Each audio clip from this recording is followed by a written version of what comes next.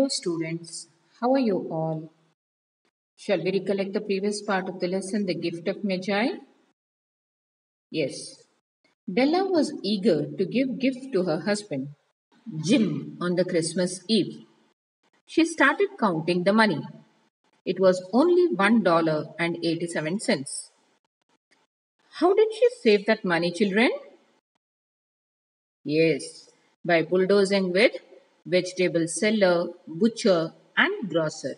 What were the two precious possessions of Jim and Della? Della had beautiful long hair, which was compared to a cascade of brown waters. And Jim had a golden watch that had been his father's and his grandfather's.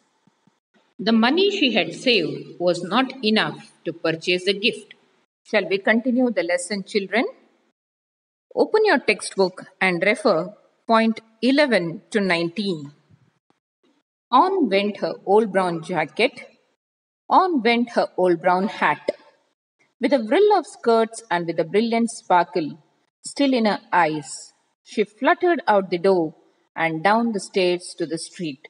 She stopped. The sign read, Madame Chaffroni, hair goods of all kinds. One flight up Della ran and collected herself, panting.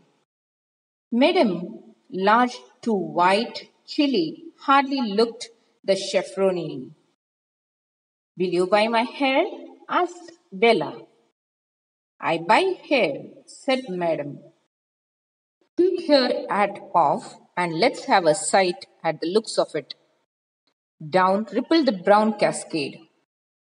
$20, said Madame, lifting the mask with a practiced hand. Give it to me quick, said Della. Oh, and the next 2 hours tripped by on rosy wings. Forget the hashed metaphor. She was ransacking the stores for Jim's present. She found it at last.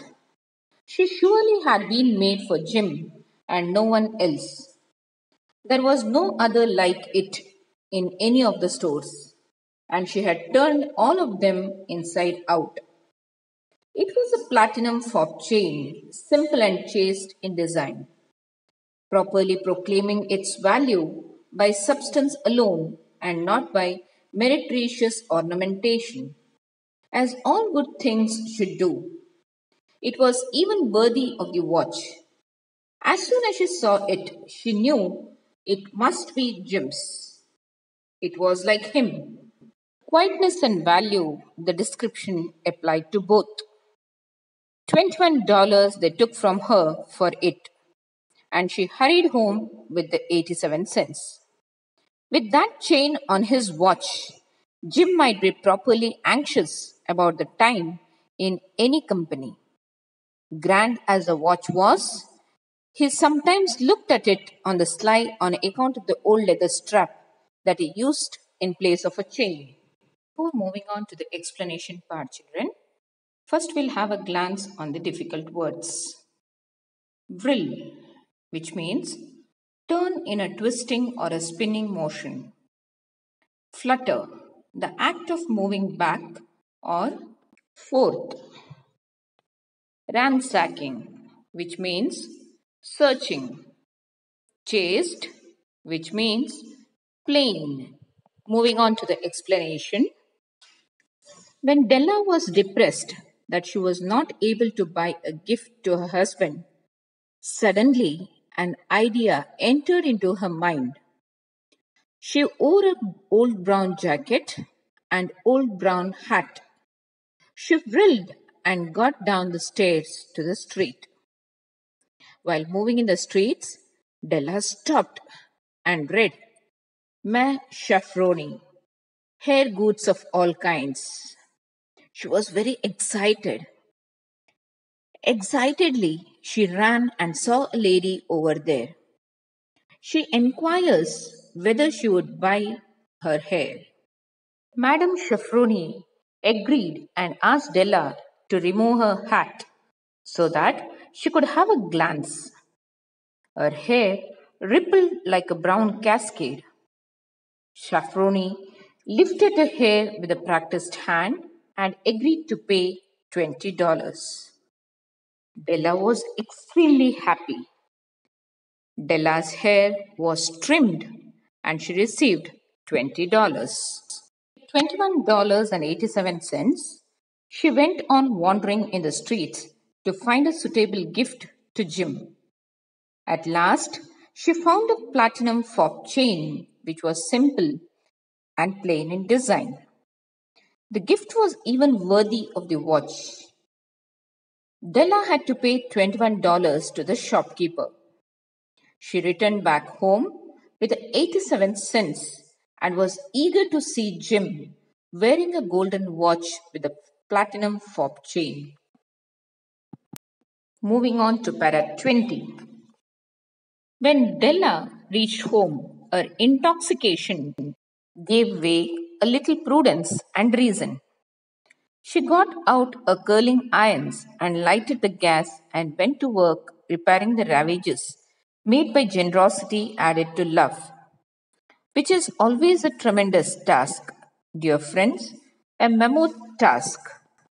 Within 40 minutes, her head was covered with tiny clothesline curls that made her look wonderfully like a trance schoolboy. She looked at her reflection in the mirror long, carefully, and critically. If Jim doesn't kill me, she said to herself, before he takes a second look at me, he'll say I look like a Coney Island chorus girl. But what could I do? Oh, what could I do with $1.87? New words which we come across in this are prudence, that is, having good judgment. Second one, ravage, which means ruin or wreck. Third one, memo task, which means huge task. Fourth, truant, a child who is regularly absent from school without permission. Home with the happiness that she had got a gift, what she was supposed to give to Jim. But once of a sudden, she was worried about her trimmed hair. But at the same time, she thought that she'll trim or she'll curl the irons so that she looks so young and pretty that Jim will not be able to recognize her trimmed hair. At the same time, she consoles herself that with $1.87, what she would be able to give a gift to her husband. So it was worth cutting her hair and purchasing a gift. Moving on to the paragraphs 23 to 26. At 7 o'clock, the coffee was made and the frying pan was on the back of the stove hot and ready to cook the chops. Jim was never late. Della doubled the fob chain in her hand and sat on the corner of the table near the door that he always entered. Then she heard his step on the stairway down on the first flight, and she turned white for just a moment. She had a habit for saying little silent prayer about the simplest everyday things. And now she whispered, please God, make him think I'm still pretty. The door opened and Jim stepped in and closed it. He looked thin and very serious. Poor fellow. He was only 22 and to be burdened with the family. He needed a new overcoat and he was without gloves. Jim stopped inside the door, as immovable as a setter at the scent of quail. His eyes were fixed upon Della, and there was an expression in them that she could not read, and it terrified her. It was not anger, nor surprise, nor disapproval, nor horror, nor any of the sentiments that she had been prepared for. He simply stared at her fixedly with that peculiar expression on his face. Moving on to the explanation. Jim would return home at sharp 7 every evening. She kept ready the coffee and the frying pan back on stove to cook the chops. Della doubled the fob chain in her hand and sat on the corner of the table. When she heard the footsteps, she was scared and started chanting silent prayers. Jim stepped in and closed the door. The author gives a description of Jim's appearance. That is, he looked thin, serious, and he was just 22 years old, burdened with the family responsibilities. The overcoat which he had worn was worn out and he was without gloves. As Jim entered, he was stunned seeing Della. Della could not read any expression and make out whether he was angry or any sentiments in it. He had a peculiar expression on his face. Children, please note the two important reference to context questions. First one, will you buy my hair? And second one, give it to me quick.